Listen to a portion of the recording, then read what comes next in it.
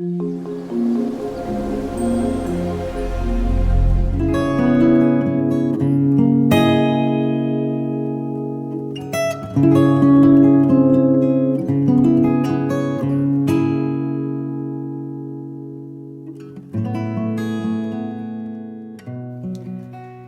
everyone, and welcome to Art is for Everyone here on YouTube. And today I would like to have sort of a special edition, a special intuitive Art is for Everyone.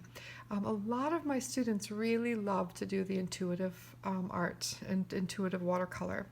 And some of them do it because it helps them see things differently. It takes them out of the box that they might feel they're in. It gives them a reprieve from really technical, fine detail. And other people like to do it because they really, really want to paint and they want to create something beautiful, but they really don't want to spend time learning how. I know that sounds funny, but it's true.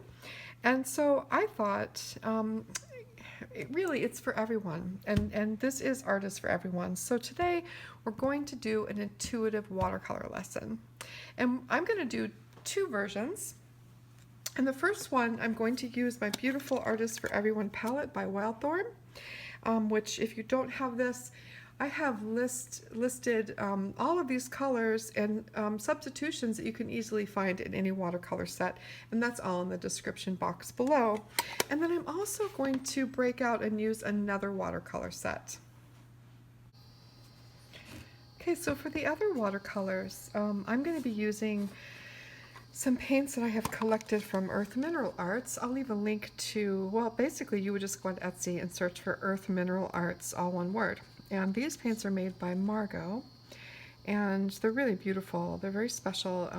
They're unlike any other paints that I use, and they're really, really good for more dreamy, intuitive work. So in that tin, I had my greens and blues and browns, and in this one I have reds and oranges and yellows and some browns as well. And I got to be careful because I need to actually put them in with some magnets. I haven't done that, but anyhow, those are my paints for that. But first I'm going to use my Art is for Everyone set, and I've just got here Squirrel Mop size 3-0. This one is by Sennelier, which are not made anymore, but any kind of pointed round will do, like a size 6 I would say, or even an 8. You don't want it to be too big because it gets sloppy on small sizes like this.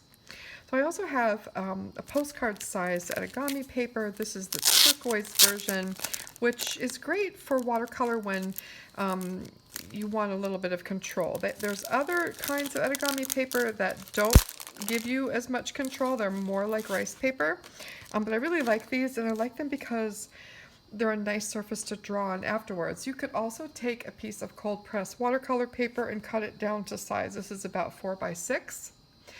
Or hot press, even a paper like Stonehenge. This is not a really thick paper, and it's not a watercolor paper, but it just works really well for this technique. Okay, so any watercolor paper about 4 by 6 is great.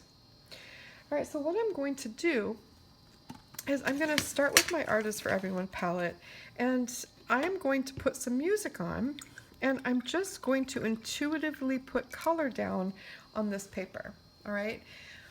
I'm going to put a little bit of water down first, just to help things move a little bit, all right? And I'm not going to do like dots of color. I'm going to really paint with it, all right? I'm going to paint it and paint different colors next to each other and let these pigments sort of push and mix and mingle and pull on one another. So if I took my paints and just put a dot of red here and a dot of blue here and a dot of purple here, it's going to look very disjointed, and it's not going to give us the effect that we're looking for. So pay attention to the way that I'm putting the color down and really letting it interact with each of the pigments that I put down. All right, so just take a look. When I'm done with this one, I'm going to go right into another one using the Earth Mineral Arts paint. So I'm going to have 2. And the reason I do that is because when we're doing this intuitive work, even now after I've been doing it for several years, there are some times when I don't get results. You know, when I look at it, it's an intuitive process. I'm not planning it in any way. So sometimes I don't see anything in the final result that I can pull out and make into something. I could, sometimes when that happens, I'll just draw a bowl or a vase or a vessel of some kind. But mostly, for this lesson, I really want to see something and I want to show you how I work with that. So I'm going to do two, and that'll give me a little better chance of seeing something in the final result. But sometimes, we'll just see what happens. That's just the luck of the draw with this kind of work. And the one thing I will say is that it's never wasted, because the experience of just putting paint on paper is lovely and meditative and very good for us. And the other thing is I can always use this as a postcard to send in the mail to someone, which is a wonderful thing. All right, I'm going to turn the camera off, put some music on, and paint.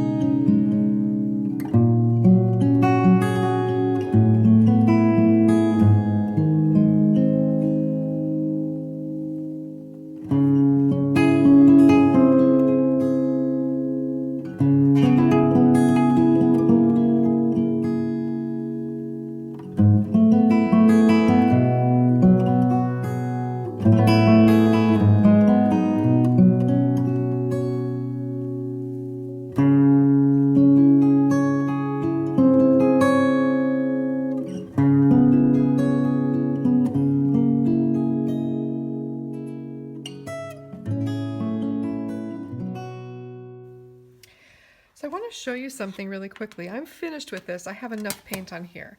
So you notice that I did not paint all the way to the edges. I kept it sort of centered, all right? And the paper did curl up a bit, but not too bad. So what's going to happen is the paint is going to pool at the edges, and I can take a brush, dry it off on my towel, and just use the tip of the brush to sort of wick up any extra water. And that'll keep it from getting funny edges. See how I'm just wicking that up? Okay, and then I'll do the same thing over here. It also helps it dry quicker, because if you have these big pools of paint at the edges, it's going to take a long time to dry. And sometimes you get these not so great edges. Every now and then I'll leave it and just see what happens, because I have been pleasantly surprised before, but in general I like to wick those edges up. So now I'm going to leave this alone. Actually, I think I'm just going to drop just a tiny bit of salt right in here and see what happens. Salt's always fun to add to these intuitive paintings. So I'm going to let this alone, let it dry, and I'm going to begin another one.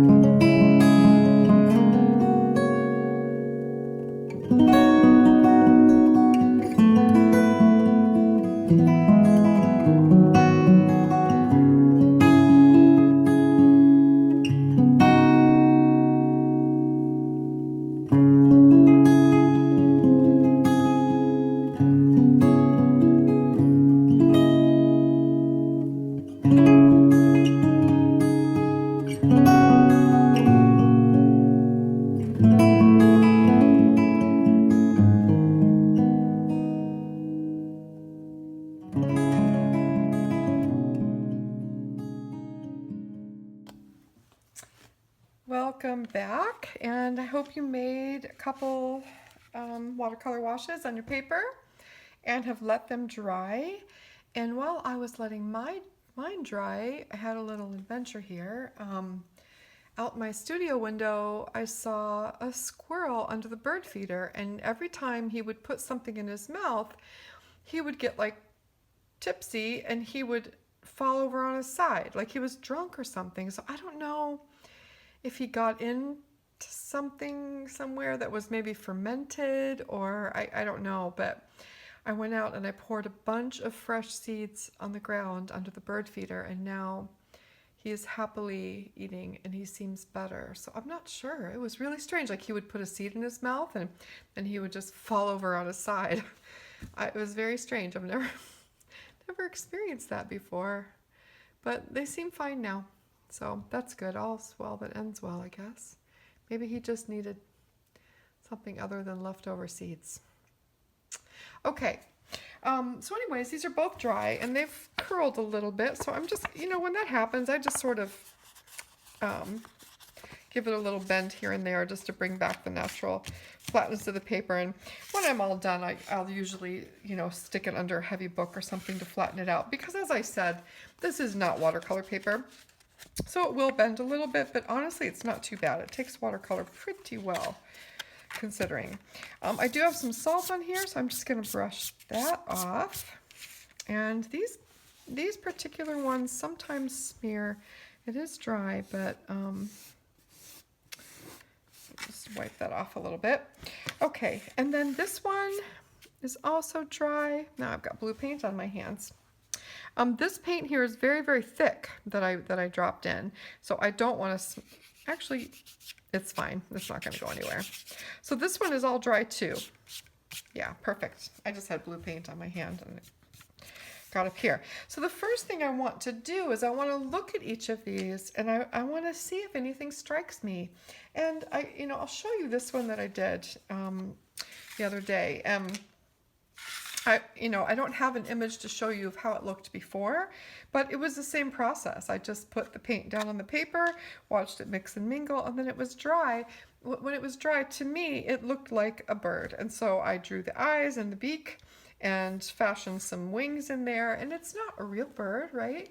But it's really wonderful. And the funny thing is that I could never come up with this on my own, I'm just not that imaginative. So anyways, it's a really wonderful thing to do and very simple. So I just drew a few simple lines and I had a bird, right? So I want to do the same thing here. And so what I do is I look at one at a time, and I start by looking at it the way I painted it, which I think was actually this way. And I just start to see if anything strikes me, like I see any visions in how the paint dried. And you might see something totally different than I see, which is what we really want, right? We all want to see what we see. So if I look at it this way, I sort of see the silhouette of a cat with a long tail. I see that coming this way. If I go this way, I'm not really seeing anything that way. I sort of see an angel with praying hands, but I'm not feeling like that. No.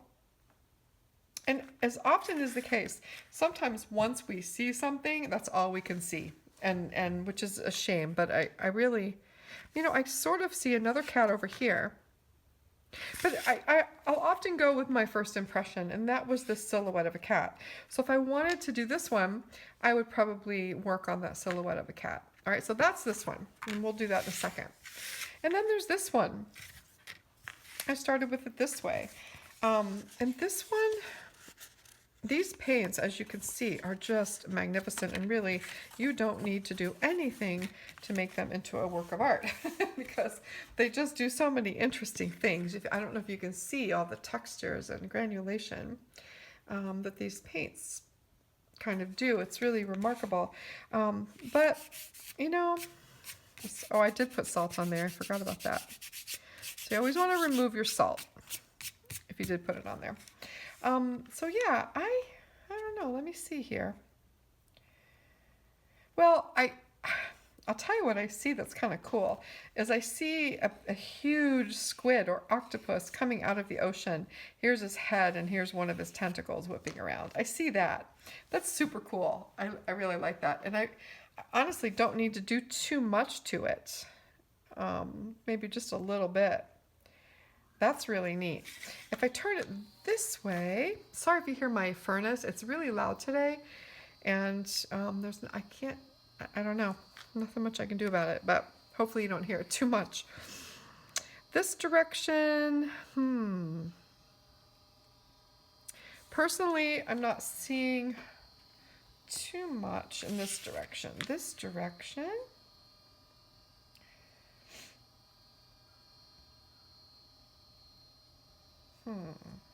and you might be seeing things. The other thing is, sometimes if we hold them up this way and put them far away from us at a distance, we might see other things. But I'm just going to keep it like this and take a look. I do see a bird in here. I definitely see a bird, so I could do that. There's a nice bird, actually, an eye and a beak. Wing bars, I see that. Ooh, I see sort of a dragon creature there. I see another bird clearly here. His eyes and beak and his chest puffed out. That's wonderful. I might do that. The sea creature is really cool, but there's not a whole lot I could do because it's so dark. What I would do is I would probably use charcoal and I would just define the edges a little bit, especially down here on this edge, maybe by making the sea a little bit more blue. But I honestly think I'm gonna do the bird on this one because it's beautiful. And then there's actually another one coming this way. Oh, that's cool. All right, so for your tools to do this, I mean, mostly I use a pencil. You could also use pen and ink. You could use charcoal if you needed much darker lines, but I tend to use a number 2 pencil, and I'm going to sharpen that. And I'm also going to grab some charcoal just in case it's not dark enough, but I keep it, dry media. There's also other techniques where you use watercolor again, but that gets a little bit tricky. So we're going to keep it to dry techniques.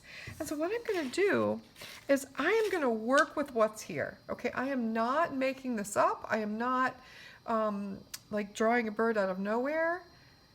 Here comes my squirrel again. He's running sideways. He might just be special. Oh my God, he's precious. I hope he's okay. Well, he's eating, so that's good. Okay.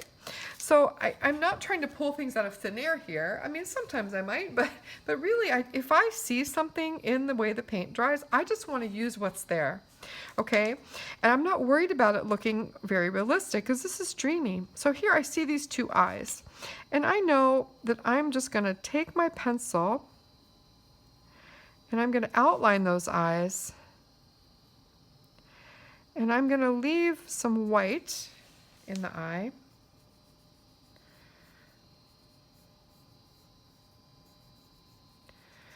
See that?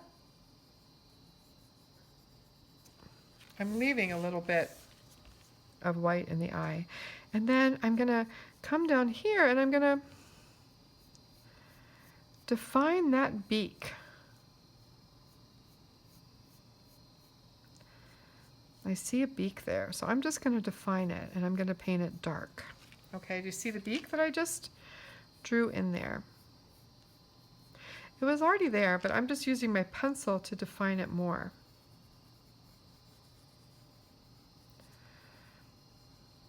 Okay, now for me, because of the reflective nature, I have this under a light, so you're going to see a reflection from that graphite. So I'll take a good picture of it, and sometimes if I hold it this way, you can see it better. So the graphite is actually darker, so I'm going to put in a little bit of charcoal here because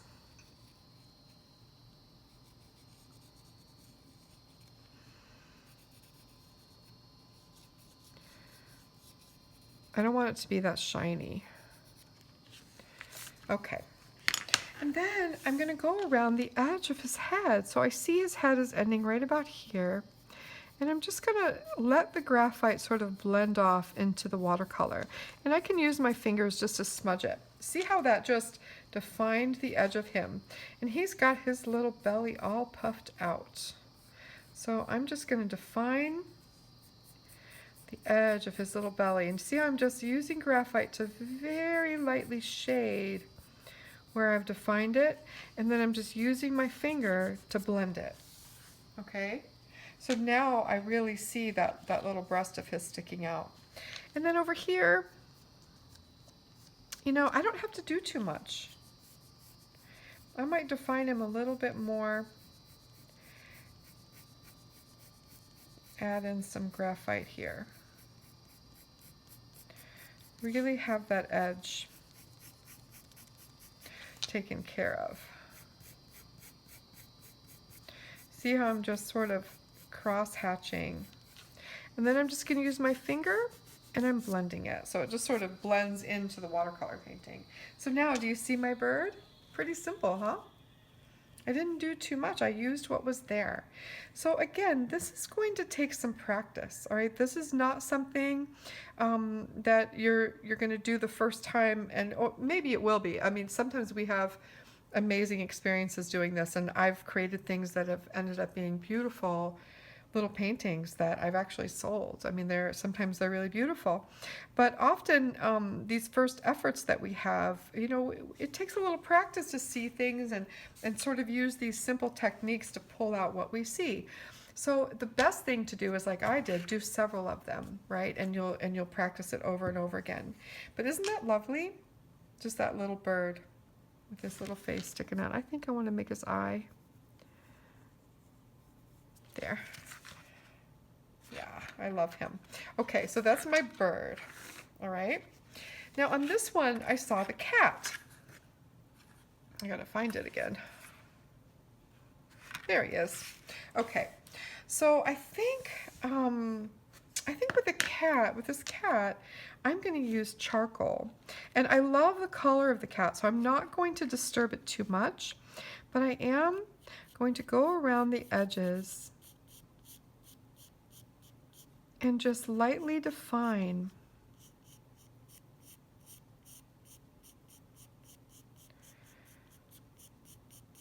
this kitty the way I see it. I'm just using short little strokes.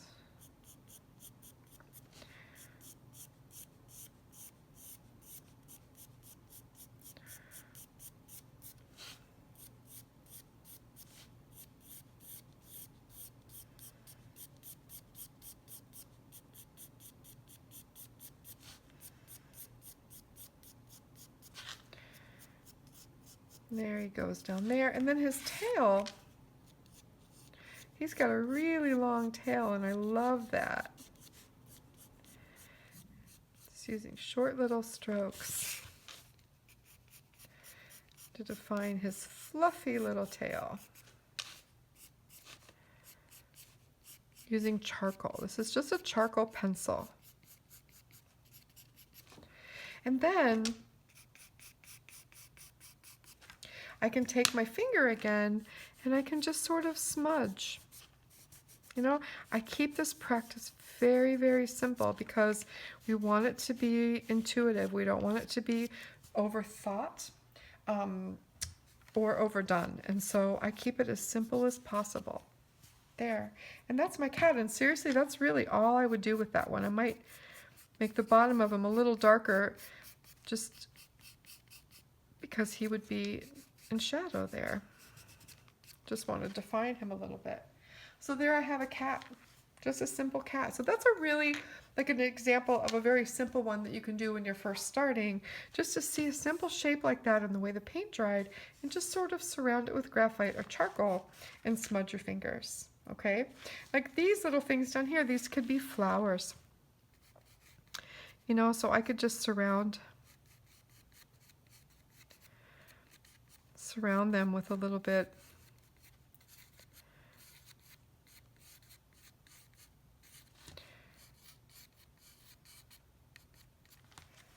You know, you can add a little bit more of a decorative element here and there if you want to. But I'm really happy with this one. Look at those beautiful colors. Aren't they lovely? So that's really fun. I love this bird. I just absolutely love it. It's super fun. And to be honest with you, this would have been really cool too. It does look like a sea creature coming out of the ocean. And you know, there's also another bird here. So if I wanted to, I could do two. And I could take this one, and this could become a beak here, this could become the eye, see, and this could become the spotted breast of a bird if I wanted to do that as well. But I'm pretty happy with just having this little creature right here. And I might even take, you know, the top of his head and just give it a little bit of a graphite edge there.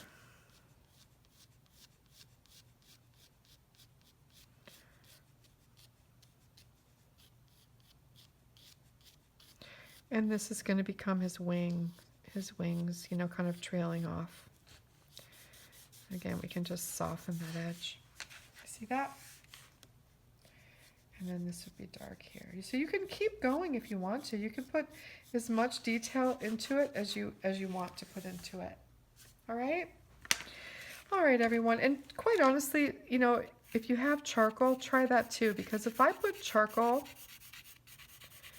here instead of graphite, it's going to give the same effect, but the main difference is it's not going to be shiny. Okay, I can still smudge it just like I would graphite, but it's going to be like a matter finish, and it's not going to give that reflection that graphite sometimes does. All right, so this is something fun to try. Intuitive watercolor. Just get out some 4x6s, put some paint down, let it dry, and see what you see, and try to use very simple techniques to pull out the image. All right, use your fingers and a pencil or a charcoal pencil. That's all you need. All right, I hope you all had a good time doing this, and I will see you in a week or two with a dandelion lesson. Thanks so much. Take care.